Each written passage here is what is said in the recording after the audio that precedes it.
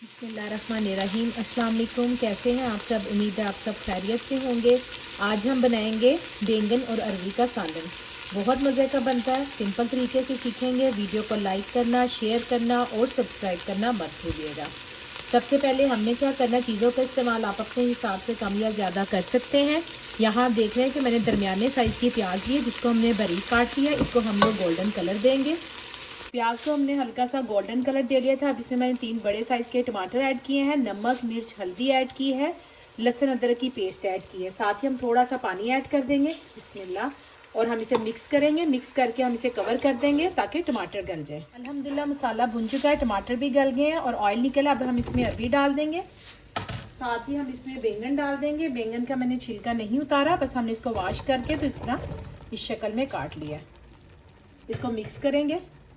थोड़ा सा हम इसमें पानी ऐड करेंगे, ज़्यादा नहीं, क्योंकि हमने सब्जी को धोया हुआ है।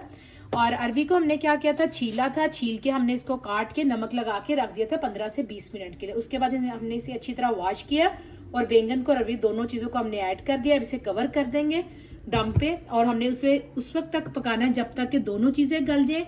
अगर आपको लगे कि सालन नीचे लग रहा है तो आप इसमें थोड़ा सा पानी और ऐड कर सकते हैं। ज़्यादा पानी ऐड मत कीजिए, क्योंकि हमने वॉश किया तो ये भी अपना पानी छोड़ेगा। बैंगन और अरबी जो है वो बस गलने वाले हैं, थोड़ा सा टाइम रह गया इसमें हमने पिसा हुआ गरम मसाला 1 टीस्पून ऐड किया है और ½ टीस्पून पिसा हुआ हमने सूखा धनिया ऐड किया। अब इसको तेज आंच पे पकाएंगे ताकि ऑयल निकल आए। अल्हम्दुलिल्लाह सालन हमारा रेडी है। कुछ लोग छिलके उतार के पकाते हैं। अगर आप छिलके उतार के बैंगन के बनाते हैं तो आप उस तरह भी कर सकते हैं, लेकिन आप देखेंगे माशाल्लाह हमने छिलकों के साथ ही बनाया था, लेकिन अच्छी तरह मिक्स हो चुका है।